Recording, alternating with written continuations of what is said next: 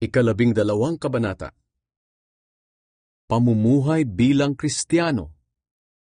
Kaya nga mga kapatid, nakikiusap ako sa inyo alang-alang sa maraming pagkakataong kinaawaan tayo ng Diyos. Ibigay ninyo sa Kanya ang inyong mga sarili bilang mga handog na buhay, banal at kalugod-lugod sa Kanya. Ito ang tunay na pagsamba sa Kanya. Huwag ninyong tularan ang mga pag-uugali ng mga tao sa mundong ito.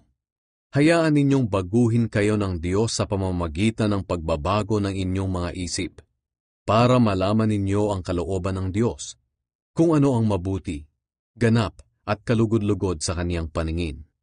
Sa biyayang ipinagkaloob ng Diyos sa akin, sinasabi ko sa inyo na huwag ninyong pahalagahan ang inyong sarili ng higit sa nararapat.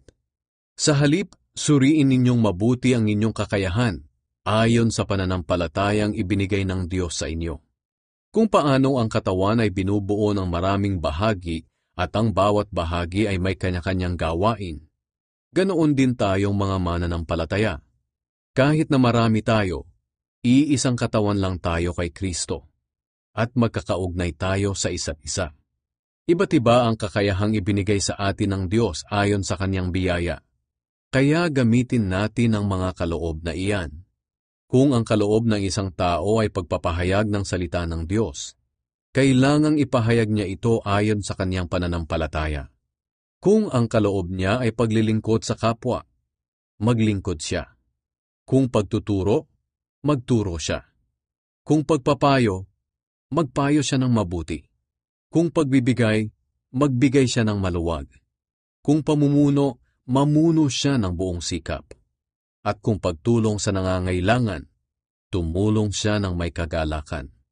Magmahalan kayo ng tapat. Iwasan ninyo ang masama at laging gawin ang mabuti. Magmahalan kayo bilang magkakapatid kay Kristo at maging magalang sa isa't isa. Huwag kayong maging tamad, kundi magpakasipag at buong pusong maglingkod sa Panginoon. At dahil may pag-asa kayo sa buhay, magalak kayo. Magtiis kayo sa mga paghihirap at laging manalangin.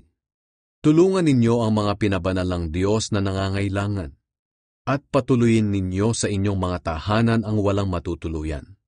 Idalangin ninyo sa Diyos na pagpalain ang mga taong umuusig sa inyo. Pagpalain ninyo sila sa halip na sumpain. Makigalak kayo sa mga nagagalak, at makiramay kayo sa mga naghihinagpis. Mamuhay kayo ng mapayapa sa isa't isa. Huwag kayong magmataas. Sa halip ay makipagkaibigan kayo sa mga taong mababa ang kalagayan. Huwag kayong magmarunong.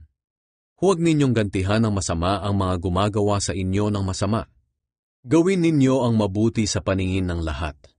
Hanggat maaari mamuhay kayo ng mapayapa sa lahat ng tao. Mga minamahal, huwag kayong maghihiganti. Ipaubaya ninyo iyan sa Diyos. Sapagkat sinabi ng Panginoon sa kasulatan, "Ako ang maghihiganti. Ako ang magpaparusa." Kaya, kung nagugutom ang iyong kaaway, pakainin mo. Kung siya'y nauuhaw, painumin mo. Dahil kapag ginawa mo ang mga ito, mapapahiya siya sa kanyang sarili. Huwag kayong patatalo sa masama, kundi talunin ninyo ang masama sa pamamagitan ng paggawa ng mabuti.